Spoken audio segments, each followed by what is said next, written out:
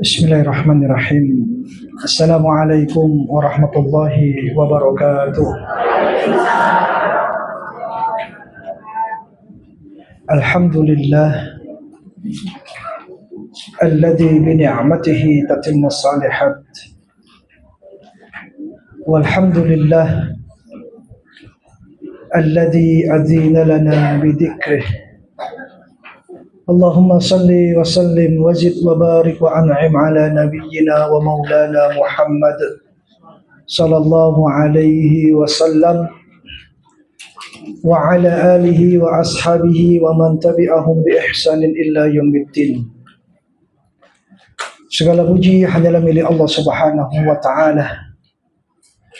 Tentu atas segala curahan nikmat-nikmatnya, kebaikan-kebaikan menjadi sempurna. Segala puji hanyalah milik Allah Subhanahu wa taala yang telah mengizinkan dan memperkenankan kita untuk bermuwajahah, nikmat untuk hadir dan mengingatnya, sehingga Allah Subhanahu wa taala kasih kita kesempatan untuk menghadiri majelis-majelis kebaikan, yaitu majelis ilmu. Semoga dengan majelis ini menjadi satu amal saleh yang akan memperberat timbangan hasanat kita di hadapan Allah Subhanahu wa taala. Semoga salawat, salam, berkah dan nikmat melimpah kepada Nabi besar Muhammad sallallahu alaihi wasallam, kepada keluarganya, sahabat-sahabatnya radhiyallahu anhum ajma'in, dan semoga kebaikan itu melimpah kepada umatnya yang istiqamah dengan sunnah-sunnahnya hatta yaumul qiyamah. Alhamdulillah. Ini pindah aja nih. Nah.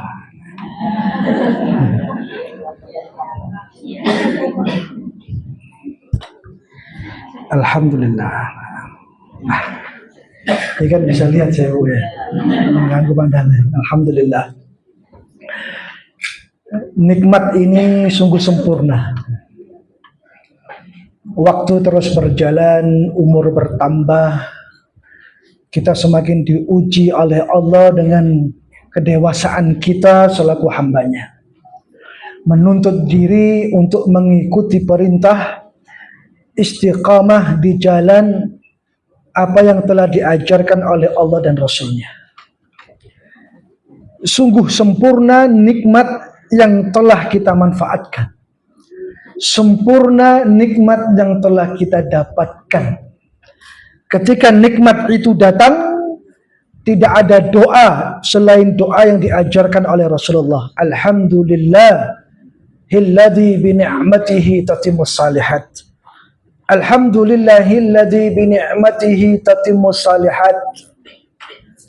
Kalau nikmat itu datang, apa yang Allah perintahkan, memujinya atas segala kenikmatan, sehingga dengan pujian itu kenikmatan-kenikmatan itu menjadi sempurna. Kebaikan-kebaikan itu menjadi kebaikan yang sempurna di sisi Allah Subhanahu wa taala. Kalau kita bicara tentang ayatnya, fa bi ayyi ala'i rabbikuma tukadziban. Nikmat Allah yang mana yang kalian dustakan? Hari ini Allah izinkan kita untuk menikmati kehidupan dunia. Hari ini Allah harmoniskan keluarga kita dengan nilai sakinah, mawaddah, warahmah. Hari ini Allah sehatkan badan kita. Hari ini Allah jaga dunia kita. Hari ini segala kenikmatan-kenikmatan telah Allah berikan kepada kita. Nikmat mana yang kalian dustakan? Kalau kalian tidak memujinya dan tidak bersyukur atas pemberi nikmat kepada kita, yaitu Allah Subhanahu wa taala. Kalau nikmat itu banyak, sebagaimana sabda Rasulullah sallallahu alaihi wasallam, ni'matani maghbunun fihima katsirun minan nas. Kalau nikmat itu hakikatnya banyak, macamnya banyak. Dalam hadis ini Rasulullah sallallahu alaihi wasallam menyampaikan dalam salah satu hadisnya. Hadis ini terkenal, semua sering mendengarkan, Bahkan sebagian kita pernah menyampaikan ni'matani maghbunun fihima katsirun minan nas. Ada dua nikmat yang mana dengan dua nikmat itu manusia sering lalai dan lupa. Apa dua nikmat itu? As-siha wal faragh. Nikmat kesehatan dan nikmat waktu luang. Yang pertama tentang hakikat nikmat kesehatan. Ini nikmat kalau boleh kita bahasakan dengan bahasa yang tidak melebih-lebihkan. Nikmat sehat ini adalah nikmat khairun minad dunya wa ma fiha. Mungkin nikmat sebagian orang memandang dan merasakan nikmat ini nikmat yang lebih baik daripada dunia dan isinya. Kalau kita dihadapkan pada satu pilihan di antara dua pilihan, ya, untuk menentukan satu pilihan di antara dua hal, ya, pilih kesehatan atau pilih selain nikmat kesehatan, pilih dunia yang melimpah ataukah pilih kesehatan, ya. Pilih dunia yang Allah hadirkan ataukah memilih kesehatan. Sehat ini nikmat khairun minad dunya wa ma fiha. Makanya Rasulullah pesankan ightanim khamsan qabla khamsin. Jagalah yang 5 sebelum datang yang 5. Salah satunya adalah manfaatkan nikmat sehatmu sebelum datang masa sakitmu. Ibadah yang paling baik adalah ibadah di saat kesehatan ini sempurna. Ibadah yang paling utama adalah ibadah ketika dilakukan ketika kesehatan itu Allah titipkan pada hambanya. Tapi sebaliknya kebanyakan kita itu kalau mau ibadah pas sakit. Nah, ketika sakit baru ingat sama Allah. Ketika sakit baru memperbanyak ya jumlah rakaat dalam sholatnya. Ketika sakit ya lisannya mau untuk mengucapkan kalimat-kalimat thayyibah. Astaghfirullah, astaghfirullah, subhanallah, subhanallah, walhamdulillah, wala ilaha illallah, Allahu akbar. Ketika sakit saja. Kalau boleh kita bedakan, ibadah yang paling baik adalah ibadah ketika dilakukan ketika dalam keadaan sehat yang sempurna. Makanya kita ini sesungguhnya nggak punya cermin, Bu, kita ini. Nggak punya cermin. Cermin untuk kita berkaca. Artinya kita ini terkadang tidak mau membandingkan keadaan kita dengan keadaan orang lain. Ya, keterkaitan sehat dan sakit. Beneran depan kita kan BKU Solo ini. Sekali-kali datang jenguk orang sakit. Ya. Sekali-kali muhasabah melihat kondisi kesehatan ini betapa mahalnya sebagai nikmat Allah Subhanahu wa taala. Jikalau kita bandingkan dengan saudara-saudara kita yang hari ini diuji oleh Allah dengan sakitnya. Kita ini jarang untuk bercermin membandingkan keadaan kondisi kesehatan kita dengan saudara kita yang diuji sakit oleh Allah Subhanahu wa taala. Terkadang kita ini memang tidak punya pembanding. Seakan-akan kesehatan ini selalu berada pada tempatnya. Kita lupa kalau suatu saat kita akan diuji sakit oleh Allah Subhanahu wa taala. Ya. Nikmat kesehatan, nikmat yang kita manfaatkan salah satunya adalah dalam ruang mau untuk menuntut ilmu. Ya. Ini juga berkaitan, manfaatkan masa sehatmu sebelum datang masa sakitmu. Ketika sehat, kita diperintahkan untuk melakukan segala aktivitas amal dan ibadah, termasuk mau untuk datang ke majelis ilmu. Insya Allah yang datang ke tempat ini, ya Allah titipkan kesehatan yang sempurna. Amin. Sedikit di antara kita yang hadir hari ini dalam keadaan ya agak-agak sakit, ya, dan merasakan sakit pada badan dan kondisinya. Semoga dengan niat ketika sakit datang ke majelis ilmu, Allah sembuhkan sakitnya, kan gitu. Karena ibadah terbangun dengan niatnya. Masya Allah ya. Yang sakit pegel-pegelinu sembuh nanti dari sini ya. Yang sakit asam urat pulang-pulang sudah sembuh sudah ya. Ya, yang sakit-sakit agak pusing migrain pulang pengajian sudah sembuh ya. Karena ibadah memang terbangun dengan niatnya. Bismillah.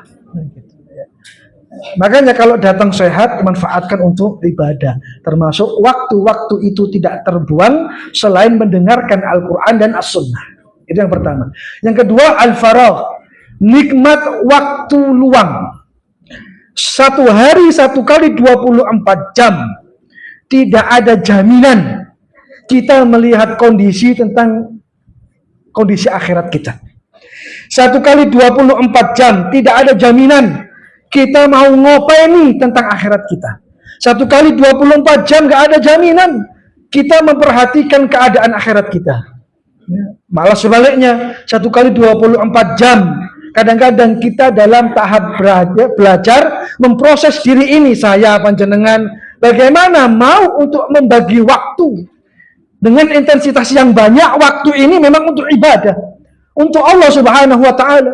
Wa ma khalaqtul jinna wal insa illa liya'budun. Kalau kita tahu tujuan penciptaan Allah atas hambanya memang untuk ibadah. Kalau satu hari ada rangkaian 24 jam, kalau kita mau jujur, berapa waktu, berapa menit yang kita fungsikan untuk ibadah? Saya panjenengan ini lagi belajar, berproses tentang hal demikian. Ya, yang sudah mulai harus kita persiapkan sebelum Allah sibukkan diri kita. Makanya dikatakan dalam rangkaian ikhtanim khamsan qabla khamsin tadi itu, manfaatkan yang 5 sebelum datang yang 5. Di mana dikatakan Rasulullah, wa faraghaka qabla sughlika. Manfaatkan waktu luangmu sebelum datang waktu sibukmu. Kita kan orang yang kadang-kadang nggak sibuk tapi sok sibuk, Bu. Kita ini kadang-kadang orang yang senantiasa mencari kesibukan. Tapi kesibukan kita nggak berdampak kepada kebaikan akhirat kita sebenarnya. Kalau kesibukan waktu kita adalah bernilai ibadah, nggak masalah. Ya, ada konsekuensi kebaikan yang kita dapatkan. Di mana orang yang sibuk dengan ibadahnya, Allah akan berikan kebaikan untuk akhiratnya. Dan dunia Allah datangkan untuknya, kan gitu. Makanya ketika ada waktu-waktu luang dan peluang bagi kita untuk mampu memanfaatkan waktu itu, manfaatkan. Terkadang sebaliknya, ketika ada waktu luang, mereka itu tidak memanfaatkan, di mana pemanfaatan waktu itu untuk ibadah. Kadang-kadang buat jalan-jalan, ya. Kadang-kadang buat healing-healing misalnya, apalagi. Ya. Yang hanya memuaskan keinginan dan nafsunya saja. Tapi keinginan itu sekali lagi tidak berdampak kebaikan bagi kondisi akhiratnya. Belum tentu 1 kali 24 jam kita menangkap waktu luang itu. Ketika waktu itu tidak Allah berikan kepada kita. Kalau waktu itu Allah berikan, manfaatkan.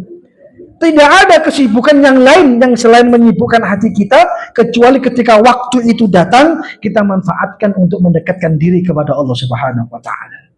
Kalau kita bicara tentang nikmat, banyak, baru 2 saja. Terkadang banyak dikatakan oleh Rasulullah SAW dengan 2 nikmat ini. Kita terbanyak lalai dan tertipu dengan 2 nikmat ini, sehat wal farah. Belum nikmat-nikmat yang lain. Ya. Bagaimana kita bercermin memanfaatkan 2 nikmat ini yang hari ini sempurna Allah titipkan pada diri kita. Apakah kita mau jujur ya, memanfaatkan atau mengabaikan nikmat itu? Ya. Yang setiap hari Allah titipkan nikmat itu kepada kita. Ya. Setiap hari kesehatan ini semakin sempurna semoga. Setiap hari waktu luang ini semakin bertambah. Tapi hanya orang-orang yang peka pada dirinya dan kondisi waktunya yang mampu memanfaatkan 2 waktu ini untuk ibadah. Jamaah sekalian rahimani wa rahimakumullah. Kalau ada pertanyaan, di antara masalah yang paling besar yang sering menimpa umat manusia ini masalah apa sih? Kalau saya boleh bertanya, masalah apa yang paling besar? Ujian apa yang paling besar? Ujian yang menimpa keadaan diri kita selaku hambanya. Ujian apa, Bu? Mungkin masing-masing mempunyai jawaban. Tapi jawabannya berbeda-beda. Kalau saya ujian yang paling besar masalah hutang, Ustaz. Kalau saya ujian yang paling besar masalah susah untuk mendidik anak, Ustaz. Kalau saya masalah yang paling besar Susah untuk menyamakan frekuensi waktu dengan suami, Ustaz, misalnya. Kalau saya lah masalah yang paling besar, ya, susahnya diri saya sendiri untuk menempatkan sebagai hamba Allah disibukkan dengan ibadah. Loh, masalah-masalah kita ini berbeda. Setiap masalah yang datang, terkadang kita anggap masalah itu masalah yang paling besar.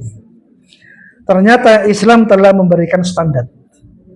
Masalah yang paling besar yang menimpa umat manusia, ya, secara umum, masalah yang paling besar yang menimpa umat Islam secara khusus adalah masalah banyaknya waktu yang terbuang, di mana waktu itu hilang tapi tidak mendatangkan manfaat. Itu masalah yang paling besar. Masalah-masalah yang tadi saya sebutkan tidak lebih besar daripada masalah hilangnya waktu, perginya kesempatan, di mana perginya waktu dan kesempatan itu tidak memberikan manfaat pada diri kita. Waktu pergi, waktu hilang, waktu terbuang, tapi waktu itu tidak memberikan dampak kemanfaatan. Itu musibah yang paling besar, yang hari ini sebagian banyak kita saksikan, ya, di tengah-tengah kondisi masyarakat kita. Waktu mereka hilang, tapi waktu itu tidak memberikan manfaat bagi dirinya. Waktu itu mereka buang dalam aktivitas, tapi aktivitasnya tidak memberikan dampak kebaikan bagi dirinya. Paham, okay? Itu masalah yang paling besar. Sehingga kalau itu adalah masalah yang paling besar, artinya bagaimana seorang penuntut ilmu yang Allah titipkan ilmu, dia harus memahami kondisi dirinya berkaitan dengan waktu, bahwa waktu ini sesuatu yang sangat mahal yang Allah titipkan kepada mereka, dan kesempatan yang amat mulia sebagai kehormatan tertinggi bagi hamba Allah Subhanahu wa taala, bagi mereka yang tidak tertipu dengan nikmat waktunya. Jadi waktu itu menentukan sebenarnya. Kalau waktu itu pergi tapi tidak memberikan dampak yang baik, ini menjadi sebuah masalah. Inilah karakter seorang mukmin. Ya, karakter seorang mukmin, ya, karakter orang pencari ilmu, karakter ya, thalabul ilmi, ya, melengkapi dengan meninggalkan hal-hal yang tidak bermanfaat. Di karakter seorang mukmin itu menjaga waktunya. Dia tidak mau untuk membuang waktunya kecuali waktu itu mendatangkan manfaat. Makanya Rasulullah SAW memberikan standar tentang ukuran kebaikan keislaman seseorang, di mana dikatakan oleh Rasulullah, min husni islamil mar'i tarkuhu ma la ya'ni. Kalau kita ingin menilai kebaikan keislaman seseorang, caranya gampang.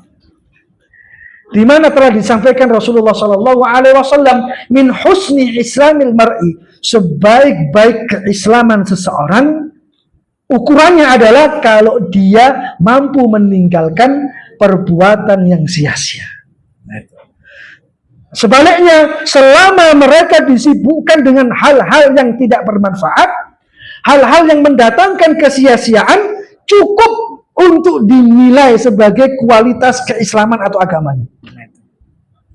Jadi kalau ukuran kebaikan keislaman seseorang itu, dia mampu nggak meninggalkan hal yang sia-sia. Dia mampu nggak meninggalkan sesuatu yang tidak mendatangkan manfaat bagi dirinya. Makanya hadis ini menjelaskan bahwa kesempurnaan Islam itu terlihat dari kemampuannya meninggalkan perbuatan yang sia-sia. Masya Allah. Hari ini Anda datang ke majelis ilmu. Mungkin tadi sebelum berangkat Anda dihadapkan pada banyak hal dan banyak pilihan. Ngaji apa ini ya? Nah itu kan. Gitu. Ngaji apa pilih yang ini ya? Nah itu.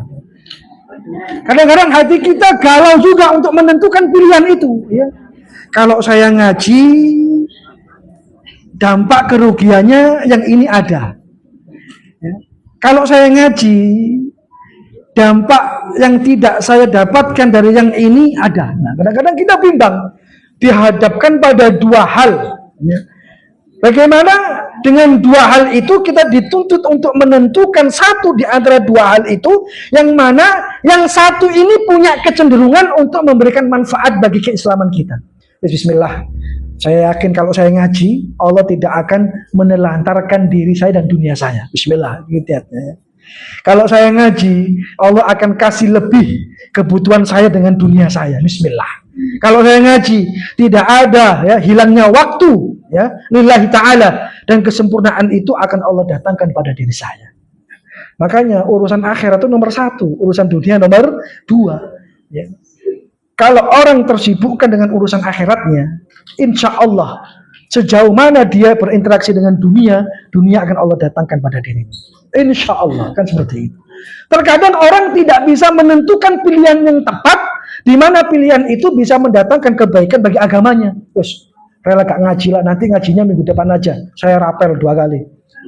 Ngajinya bulan berikutnya saya rapel 4 kali, nggak bisa. Ya. Makanya kesempurnaan waktu itu ya, sesuatu yang mampu kita manfaatkan untuk menuju kesempurnaan iman, di mana kita disibukkan hanya dengan hal-hal yang bermanfaat saja. Jamaah sekalian rahimani wa rahimakumullah, terkadang kita ini menyangka amalan saya sudah banyak. Terkadang ada loh ya, orang yang menyatakan pada dirinya amal saya sudah banyak. Sehingga dengan statement, dengan pernyataan itu seakan-akan dia tidak membutuhkan tambahan amal. Ada, tapi orangnya nggak datang hari ini. Amalnya sudah merasa banyak itu kan.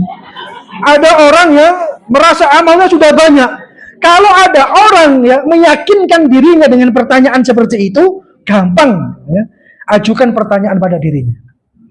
Amalan mana yang diterima oleh Allah Subhanahu wa taala? Itu. Makanya kalau ada orang ngomong di hadapan Anda, amal saya sudah banyak kok. Kasih pertanyaan, kalau amalmu banyak, amal yang mana yang diterima oleh Allah Subhanahu wa taala? Ya akan bisa menjawab. Karena penerimaan amal itu hak vetonya Allah, mutlak hak Allah yang tidak bisa diintervensi oleh siapapun. Jadi jangan puas dengan amal. Terkadang orang itu kalau puas dengan amal, dia akan malas untuk melakukan aktivitas amal berikutnya. Kalau orang merasa cukup dengan amalnya, maka Allah akan datangkan masa malasnya yang akan mendominasi dirinya, sehingga dia kalah dengan rasa malas itu. Dia merasa aman, merasa cukup, merasa puas. Tapi kalau dimunculkan satu pertanyaan tadi, tidak akan bisa menjawab ya tentang pertanyaan itu. Ya. Mungkin kita sudah merasa banyak beramal, ya. Makanya amal itu sebagaimana yang dipesankan oleh Rasulullah kepada Abdullah bin Amr bin As. Ya. Yang hadis ini pun sering kita dapatkan, sering kita dengarkan. Ya. Di mana wasiat Rasulullah SAW kepada Abdullah bin Amr bin As, ya Abdullah, wahai Abdullah, la takun mithla fulan. Jangan jadi orang yang seperti itu. Kana yaqumul lail fataraka qiyamal lail. Orang itu dulu orang yang suka menegakkan sholat malam. Fataraka qiyamal lail, tapi sekarang dia meninggalkan sholat malam. La takun mithla fulan. Jangan jadi orang yang seperti itu. Dulu ngaji, sekarang nggak ngaji lagi. Ya itu kan. Dulu senang hadir ke majelis taklim, sekarang nggak pernah terlihat lagi di majelis taklim. Ya. Dulu senang tadarus Al-Quran, sekarang nggak pernah tadarus Quran lagi. Nah, itu kan. Makanya ada alumni Ramadan. Kalau saya ngisi kajian Ummahat di masjid-masjid itu kan, saya singgung ya. Kadang kita ini mau buka Al-Quran dalam suasana berkelompok ya, yang disebut sebagai tadarusan, itu hanya ketika momen Ramadan saja. Yang paling ironis adalah pembubaran panitia tadarus. Ini maca Quran kok dibubarno itu loh kan. Tapi ketua panitianya nggak hadir juga saat ini gitu kan. Kalau ada panitia pembubaran majelis tadarus Ramadan ini masalah. Ya. Kenapa nggak dipertahankan gitu kan? Sampai ketemu Ramadan berikutnya. Ya. Sampai ajalnya didatangkan oleh Allah Subhanahu wa taala. Ada orang-orang yang memang tersibukkan dengan ibadah di bulan Ramadan, ketika datang kesempurnaan Ramadan itu saja pada dirinya. Makanya Allah katakan dalam suratul Baqarah, ayyaman ma'dudat. Ramadan itu terbatas jumlah bilangannya. Ramadan itu telah ditentukan jumlah harinya. Ketika dhahaba kullu, seluruh hari-hari Ramadan meninggalkan kita, bukan berarti ibadah pun tidak bertambah. Makanya yang kita khawatirkan, kita kan waktu terus berjalan, umur semakin bertambah, semakin tua. Ketika waktu terus berjalan, kadang-kadang amal kita ini nggak bertambah. Umurnya bertambah, amalnya nggak bertambah. Umurnya bertambah, amalnya berhenti. Bagaimana ketika waktu ini bertambah, kita paksakan diri kita untuk menambah amal kita. Makanya dulu hadis yang pernah saya sampaikan, ya, ma min ahadin yamutu illa nadima. Nanti siapa saja ketika Allah datangkan ajalnya, mereka di hadapan Allah Subhanahu wa taala, semua mereka dalam keadaan menyesal. Sehingga para sahabat bertanya, "Wa ma nadamatuhu ya Rasulullah?" Bagaimana bentuk penyesalan mereka ya Rasulullah? In kana muhsinan nadima an la yakuna izdadan. Kalau yang meninggal orang baik, orang muslim, orang Islam, orang beriman, mereka akan menyesal, kenapa dulu di dunia amalku enggak bertambah. Ketika waktu berjalan, bagaimana kita terkadang memaksakan diri kita untuk menambah amal gitu. Memang terkadang untuk memaksakan itu butuh tenaga. Ya. Kalau nggak dipaksa, nggak jalan gitu kan. Terkadang kita memaksa diri kita sendiri. Terkadang kita juga untuk memaksa orang lain supaya berbuat yang sama. Ya. Supaya kita ini tidak menjadi alumni-alumni orang yang pernah melakukan ibadah, tapi setelah ibadah itu dilakukan, dia tinggalkan. Sebagaimana tadi wasiat Rasulullah Shallallahu Alaihi Wasallam, ya Abdullah, la takun misla fulan, jangan jadi orang yang seperti itu. Tak kasih tahu keadaannya orang itu dulu suka sholat malam, tapi sekarang nggak pernah sholat malam lagi. Dalam arti meninggalkannya. Ini kan wasiat yang cukup memberikan pelajaran. Kita pernah membaca Al-Quran, kita pernah banyak membaca ayat-ayat Al-Quran. Kita pernah melakukan puasa Senin dan Kamis. Kita pernah memperbanyak sedekah fisabilillah. Dan ibadah-ibadah yang lain, satu pertanyaan saja. Di antara banyak ibadah yang pernah kita lakukan, mana yang kita istiqamah di dalamnya? Nah, itu pertanyaan juga itu. Kalau tadi ada pertanyaan kepada orang yang merasa amalnya banyak, apa pertanyaannya? Amal mana yang diterima oleh Allah? Kalau kita pernah baca Quran atau pernah ngaji, ya, pernah memperbanyak jumlah rakaat dalam sholat, pernah puasa Senin Kamis, pernah sedekah fisabilillah, pertanyaannya, mana dari ibadah-ibadah itu yang kalian istiqomah? Yang mana? Yang ditakutkan, yang dikhawatirkan, nggak ada yang diistiqomahi, nggak ada. Pernah baca Quran tapi nggak istiqomah. Pernah memperbanyak jumlah rakaat dalam sholat, yaitu sholat-sholat sunnah, tapi nggak istiqamah. Melakukan rangkaian amal-amal saleh atau amal ibadah, tapi nggak istiqamah. Coba sekarang kita hitung dalam hati. Saya pernah mengamalkan ini, mengamalkan ini, mengamalkan ini, melakukan ini. Tutup dengan satu pertanyaan. Sing istiqamah sing dia. Nah itu. Oh kan sing nyantol itu belas ya. Kalau nggak ada yang istiqamah, Anda ulang lagi amal itu. Ya. Perlu untuk Anda list, Anda catat. Ya. Pilih salah satu yang Anda punya kecenderungan bisa istiqamah. Nah, itu. Makanya istiqamah itu yang pernah saya sampaikan, rizki istiqamah itu. Kalau nggak dimunajatkan, kalau nggak diminta, nggak datang istiqamah itu. Ya. Allahumma rzuqnal istiqamah fi ta'at. Ya Allah karuniakan kepada saya keistiqamahan, istiqamah dalam menegakkan ketaatan. Wa fil ibadat, ya Allah karuniakan istiqamahkan diri hamba, ya, hati hamba untuk istiqamah dalam ibadah. Memang istiqamah itu diminta.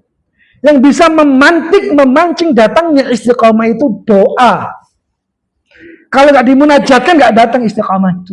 Makanya perkara yang paling sulit yang Allah hadirkan pada diri seseorang adalah istiqamah.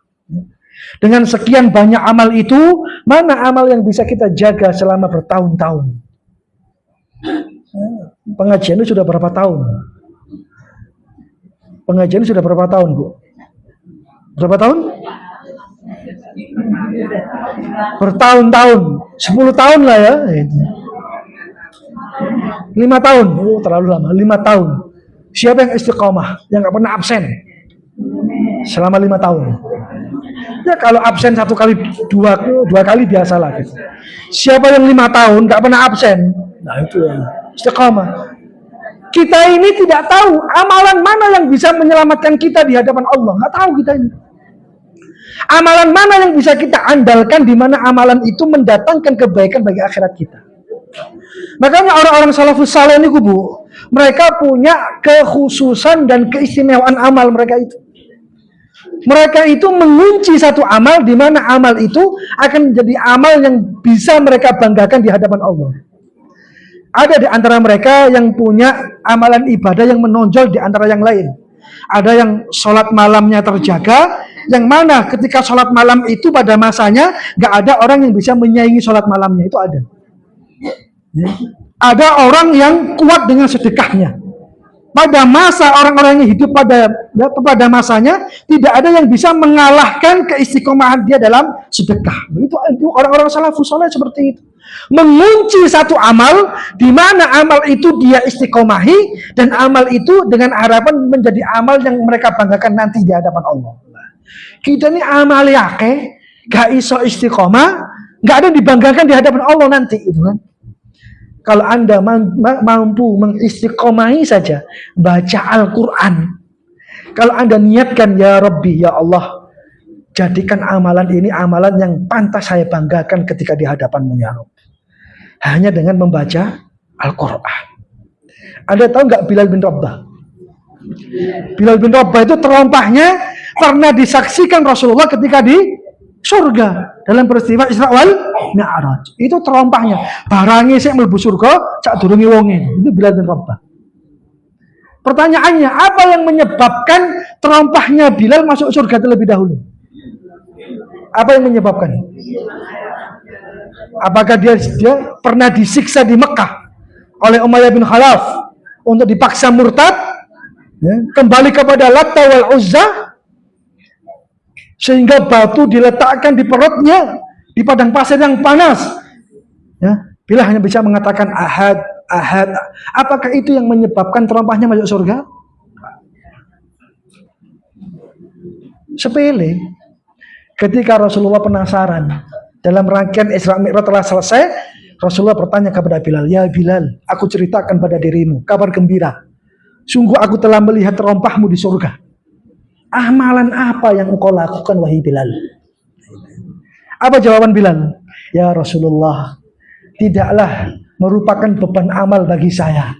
Saya itu setiap hari menjaga kesucian diri saya. Saya itu setiap hari menjaga wudhu saya. Sepele. Ketika datang sesuatu yang membatalkan wudhu saya wudhu lagi. Datang sesuatu yang membatalkan wudhu saya wudhu lagi. Tapi dalam rangkaian itu, setiap saya selesai wudhu, saya sholat 2 rakaat. Nah itu. Ternyata amalan itu, ya, yang diberikan sebagai jawaban kepada Rasulullah ketika Rasulullah bertanya, kenapa sandalmu masuk surga dulu? Aku hanya melakukan aktivitas wudhu, dan setelah wudhu aku sholat 2 rakaat. Semua kita bisa melakukan. Tapi kalau bisa melakukan iso istiqomah boten. Nah itu aja. Istiqomah itu waktu yang tidak ada batasnya, tidak dikuasai oleh ruang dan waktu. Itu istiqomah terus. Ternyata amalan ini yang menyebabkan Bilal masuk surga. Bukan karena disiksa di Mekah, tidak. Ya. Karena ini jawaban yang diberikan Bilal kepada Rasulullah SAW. Ya. Terkadang kita ini banyak amalnya, bisa jadi, na'udzubillah min dzalik, tidak ada amal yang bisa menyelamatkan kita masuk surga. Enggak ada. Na'udzubillah min dzalik. Makanya istiqomah satu amal. Kadang-kadang saya sendiri juga meraba, amal apa ya yang bisa saya banggakan nanti di hadapan Allah? Amalan apa ya di dunia ini yang saya bisa melakukan tapi saya bisa istiqomah? Amalan apa? Nggak tahu. Ya. Kalau Anda sudah bisa membidik dan menemukan amalan itu dan Anda mampu untuk melakukan, lakukan, istiqomahkan. Nggak tahu amalan apa itu yang Anda mampu untuk melakukan. Ketika amalan itu mendatangkan kebaikan, tilawatul Quran misalnya, ya, kau usah ake-ake, one day one juice kakean, Satu hari satu juz. Itu untuk santri-santri saja yang di pondok tahfidzul Quran. One day one juz. Satu hari satu juz. Kakean. Coba punya program satu hari satu halaman. Istiqomah mawon Bu. Ya. Satu hari satu halaman. Gaya terlalu sedikit Ustaz ya. Sudah satu hari satu lembar lah ya. 2 halaman. Bukan perkara satu halamannya, 2 halamannya, satu juznya, bukan. Yang menuntut atas diri kita adalah sejauh mana batas kemampuan kita mengamalkan amalan yang kita bisa istiqamah. Itu aja. Ya. Satu hari satu halaman. Bismillah. Ya, kalau satu ayat ya Bismillah kalau Anda bisa, kan? Jadi amalan apa yang Anda bidik? Yang amalan itu menjadi amalan yang bisa kita istiqamahi. Ya. Insya Allah Pak Ustadz, sebelum tidur saya akan sholat 2 rakaat. Ya istiqomah saja. Insya Allah Ustadz, saya akan istiqomah puasa Senin Kemis. Kalau Anda mampu, istiqomah. Di mana amal itu mendatangkan keyakinan yang akan mendatangkan misi yang mampu menyelamatkan kita di hadapan Allah Subhanahu Wa Taala. Ya paling gampang ya, insya Allah Pak Ustadz, ngaji di Kadipol ini saya istiqomahi Pak Ustadz. Bertahun-tahun pun saya gak akan absen Pak Ustadz. Semoga ini menjadi amal yang saya banggakan di hadapan Allah Subhanahu Wa Taala. Silakan, amalan apapun yang dikhawatirkan sampai hari ini kita tidak bisa menemukan amalan itu. Amalan apa ya? Bingung. Saking banyaknya beramal dia itu kan, sampai gak bisa menentukan satu amal yang dia pilih ya untuk dia banggakan nanti di hadapan Allah Subhanahu Wa Taala. Masya Allah. Jadi itu adalah sesuatu yang harus kita perdalam pemahamannya. Padahal Rasulullah SAW mengatakan khairul a'mal adwamuha wa in qallah. Rasulullah itu tahu batas kemampuan umatnya, tahu Rasulullah itu. Terus awakmu itu gak usah muluk-muluk, gak usah akeh-akeh kata Rasulullah. Tak kasih resep, ya. Khairul a'mal adwamuha wa in qallah.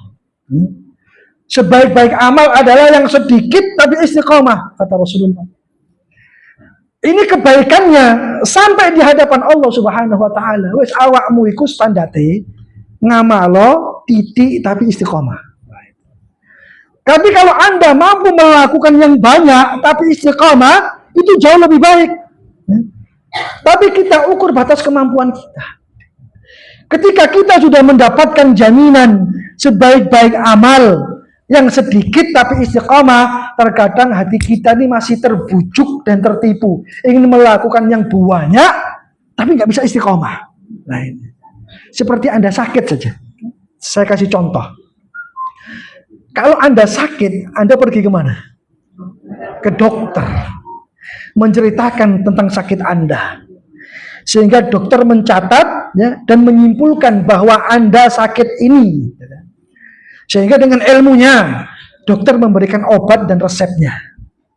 Bahkan dokter meyakinkan biiznillah dengan izin Allah, patuhi ya syarat dan ketentuan yang ada untuk meminum obat ini.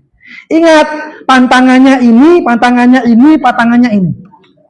Kalau ingin sembuh, minum obat dan tinggalkan pantangan. Dia sudah dapat jaminan sembuh kata dokter biiznillah dengan izin Allah. Kalau dia nurut dengan syaratnya, dengan ketentuan yang telah diberikan dokter, sembuh dia. Ya. Tapi terkadang hati ini tergoda. Ya. Dia minum obatnya, dia makan pantangannya. Nah, ilustrasinya seperti itu. Dia minum obatnya dengan harapan sembuh, tapi dia memasukkan sesuatu pada tubuhnya yang akan mencegah datangnya kesembuhan itu. Obatnya dientekno, tengklengnya dientekno Bu. Nah ini bisa itu kan. Obatnya dihabiskan, ya, pantangannya juga dihabiskan. Nah, ini. Loh kita ini sudah mendapat jaminan kebaikan amal. Sedikit tapi istiqomah. Terkadang kita masih terbujuk dan mudah untuk dirayu melakukan amal yang banyak tapi nggak bisa istiqomah. Anda pilih yang mana? Saya tahu jawabannya. Banyak istiqomah. Semoga Allah mudahkan ya tentang amalan itu. Itulah kisah Bilal bin Rabah yang sedikit melakukan amal tapi dia istiqamah. Ya. Makanya amal yang tampak sederhana itu merupakan amal yang luar biasa. Di mana titik dan letak keistimewaannya jika amal itu dijaga dan didawamkan. Amal itu membawa keistimewaan, membawa kekhususan. Keistimewaan amal itu dijaga dan dirawat. Kalau orang beramal tapi tidak bisa menjaga amalnya, orang beramal tidak bisa merawat amalnya, ini masalah sebenarnya. Makanya amal itu sederhana saja, tapi istimewa. Sederhana tapi istimewa. Letak keistimewaan amal itu dijaga dan dirawat. Jamaah sekalian, rahimani wa rahimakumullah. Syariat Allah ini banyak, Bu. Terkadang kita ini merasa terbebani dengan syariat itu. Merasa terbebani dengan syariat itu. Kenapa beban itu semakin berat ya kita rasakan dengan syariat Allah Subhanahu wa taala? Karena kita belum bisa menikmati amal itu sendiri. Karena kita belum mencintai amal yang kita lakukan. Seakan-akan syariat ini banyak menjadi beban. Ada ibadah-ibadah yang mudah. Terkadang ibadah ini kita lewatkan. Ya, seperti zikir, ya, mengucap banyak kalimat thayyibah. Kan mudah, gitu kan? Makanya dikatakan oleh Rasulullah sallallahu alaihi wasallam, qala rajulun, ada seseorang berkata kepada Rasulullah sallallahu alaihi wasallam, ya Rasulullah, wahai Rasulullah sallallahu alaihi wasallam, inna syara'al Islam qad kasurat alayya. Ini ada seseorang mengadukan kepada Rasulullah, ya Rasulullah, syariat Islam ini terlalu banyak bagiku ya Rasulullah. Mungkin pertanyaan ini mewakili kita juga itu kan. Seandainya Rasulullah masih hidup, kita akan bertanya pada pertanyaan yang sama. Ya Rasulullah, syariat kok akeh Rasulullah. Aku jadi kesal. Ya kan? Sholat, poso, ngaji, taklim awalnya. Ya. Orang ini mengadukan pada Rasulullah, ya Rasulullah, syariat Islam ini terlalu banyak bagiku. Ya. Fa'akhbirni bisyai'in. Kabarkan kepadaku satu amalan yang aku bisa pegang erat amalan itu. Dia minta resep pada Rasulullah. Kayak tadi orang sakit datang ke dokter, minta jaminan kebaikan yang mana atau sembuh yang seperti apa. Amalan syarat terlalu banyak, ya Rasulullah, beritahukan kepada diriku satu amalan yang aku bisa istiqamah, yang aku bisa pegang erat. Qala Rasulullah sallallahu alaihi wasallam, la yazalu lisanuka ratban min dzikrillah. Jagalah lisanmu, ya, untuk tidak berhenti dalam keadaan basah karena berzikir kepada Allah Subhanahu wa taala. Jagalah lisanmu untuk terus dalam keadaan basah dalam rangka berzikir kepada Allah. Ini menunjukkan amalan yang gampang, sederhana, murah, gratis. Tidak memerlukan energi yang lebih. Semua orang bisa melakukan, ya. Ratban min dzikrillah, membasahi lisan dengan banyak berzikir. Subhanallah, subhanallah, subhanallah. Ini menunjukkan ada amal yang paling efektif dan relevan yang kita semua bisa melakukan. Ratban min dzikrillah, membasahi lisan dengan berzikir. Ojo sing abot-abot, gak usah. Ini gampang-gampang wae, kata Rasulullah. Ini adalah datangnya seseorang mengadu kepada Rasulullah tentang banyaknya syariat. Rasulullah itu pinter, hikmat dia. Ya.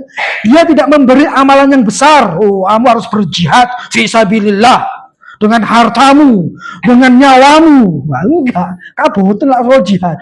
Awakmu iku wis KO asline, ya. Rasulullah tahu orang ini mengadu kepada saya dalam keadaan sudah lelah, kan gitu. Kalau saya kasih jawaban yang berat, pingsan dia nanti, kan gitu. Ada orang yang datang kepada saya mengadu dengan keluh kesah yang berat, sehingga saya kasih jawaban yang mudah, lah gitulah bahasanya. Sing gampang lakonono leo, akeh-akeh zikir, wis selesai. Semua bisa melakukan, dan hadis itu sampai kepada kita. Tidak ada beban syariat yang membebani kita ketika kita bisa menjangkau yang mudah kita amalkan. Paham boleh? Ratban min zikrillah. Basahi lisanmu dengan mengingat Allah Subhanahu wa taala. Sederhana, bisa dilakukan oleh siapa saja. Tetapi jika dijaga terus-menerus, dia akan menjadi cahaya yang menerangi hati dan jiwa kita. Jamaah sekalian rahimani wa rahimakumullah, khulasatul kalam. Ringkasan saya dalam kajian ini, ya. Manfaatkan waktu. Ketika waktu ini terus berjalan, amalan kita tidak boleh berhenti. Yang pertama, manfaatkan waktu Ketika waktu ini terus berjalan, amal kita harus bertambah. Nggak boleh nggak bertambah. Ketika Allah titipkan nikmat umur ini, jadikan umur ini umur yang bermanfaat. Umur yang akan mendatangkan kebaikan kepada kita. Sehingga kita bisa menjangkau seluruh syariat Allah Subhanahu wa taala. Dari yang paling kecil sampai yang paling besar. Dan minta kemudahan kepada Allah Subhanahu wa taala. Di sisa kehidupan dunia ini, Allah titipkan ilmu yang banyak kepada kita. Allah istiqomahkan hati kita untuk cinta kepada majelis ilmu. Karena tidak ada kebaikan selain Allah datangkan ilmu kepada seorang hamba. Ilmu yang akan menerangi dirinya. Ilmu yang akan mendewasakan dirinya. Ilmu yang akan memperbaiki kondisi dirinya fid dunya wa fil akhirah. Jadi banyak hal-hal yang belum kita jamah. Banyak hal-hal yang belum kita sentuh. Minta kepada Allah Subhanahu wa taala untuk keistiqomahan dalam amal sampai Allah mudahkan kita untuk menjangkau amal berikutnya. Apa kata Allah Subhanahu wa taala? Fa idza faraghta fansab. Jika engkau telah melakukan satu aktivitas, pindah ke aktivitas yang lain. Ketika engkau mampu istiqamah di satu amal, pindah kepada amal yang lain. Karena itu akan memberikan dampak kebaikan pada diri kita. Marilah kita berdoa pada Allah Subhanahu wa taala. Hadirkan kekhusyukan, hadirkan keikhlasan. Semoga Allah Subhanahu wa taala mengijabah kebaikan-kebaikan doa kita. Allahumma lakal hamdu. Anta nurus samawati wal ardi wa man fihin. Wa lakal hamdu. Anta malikus samawati wal ardi wa man fihin. Wa lakal hamdu. Anta qayyumus samawati wal ardi wa man fihin ya Rahman ya Rahim. Allahumma salli ala Muhammad wa ala ali Muhammad kama sallaita ala Ibrahim wa ala ali Ibrahim wa barik ala Muhammad wa ala ali Muhammad kama barakta ala Ibrahim wa ala ali Ibrahim fil alamin innaka Hamidum Majid. Allahumma dina fi man hadait wa afina fi man afait wa tawallana fi man tawallait wa barik lana fi ma أعطيت وقنا شر ما قضيت فإنك تقضي ولا يقضى عليك. اللهم اغفر للمسلمين والمسلمات والمؤمنين والمؤمنات الأحياء منهم والأموات إنك سميع قريب مجيب دعوة يا قاضي الحاجات. اللهم إنا نسألك الفردوس الأعلى. اللهم أعنا على ذكرك وشكرك وحسن عبادتك. اللهم أحينا سعداء وأمتنا شهداء برحمتك يا أرحم الراحمين. اللهم إياك نعبد ولك نصلي ونسجد وإليك نسعى ونحفظ نرجو رحمتك ونخشى عذابك إن عذابك بالكفار ملحق. اللهم أعز الإسلام والمسلمين وأذل الشرك والمشركين ودمر أعداءك أعداء الدين. اللهم انصر إخواننا المسلمين والمستضعفين في كل مكان. اللهم انصرهم في فلسطين. اللهم انصرهم في مسجد الأقصى. اللهم انصر إخواننا المسلمين والمستضعفين في الغزة تيارا في الغزة. وانصر إخواننا المسلمين والمستضعفين في بلادنا هذا في إندونيسيا وألف بين قلوبهم وأصل ذات بينهم واهده سبل السلام برحمتك يا أرحم الراحمين. رب اغفر لي ولوالدي وارحمهما كما ربياني صغيرا. اللهم اغفر لهم وارحمهم وعافهم واعف عنهم وأكرم نزولهم وواسع مدخلهم وثلهم بالماء والثلج والبرد ونقهم من خطايا كما ينقى الثوب الأبيض من الدنس برحمتك يا أرحم الراحمين. اللهم اشف مرضانا ومرضى المسلمين شفاء عاجلا شفاء لا يغادر سقما برحمتك يا أرحم الراحمين. اللهم ارزقنا الاستقامة. اللهم ارزقنا الاستقامة وارزقنا الحسن الخاتمة برحمتك يا أرحم الراحمين. اللهم إنا نسألك علما نافعا اللهم إنا نسألك علما نافعا ورزقا طيبا وعملا متقبلا برحمتك يا أرحم الراحمين ربنا هب لنا من أزواجنا وذرياتنا قرة أعين واجعلنا للمتقين إماما ربنا لا تزغ قلوبنا بعد إذ هديتنا وهب لنا من لدنك رحمة إنك أنت الوهاب ربنا لا تؤاخذنا إن نسينا أو أخطأنا ربنا ولا تحمل علينا إصرا كما حملته على الذين من قبلنا ربنا ولا تحملنا ما لا طاقة لنا به واعف عنا واغفر لنا وارحمنا أنت مولانا فانصرنا على القوم الكافرين برحمتك يا أرحم الراحمين اللهم لا سهل إلا ما جعلته سهلا وأنت تجعل الحزن إذا شئت سهلا سهل لنا أمورنا يا الله برحمتك يا أرحم الراحمين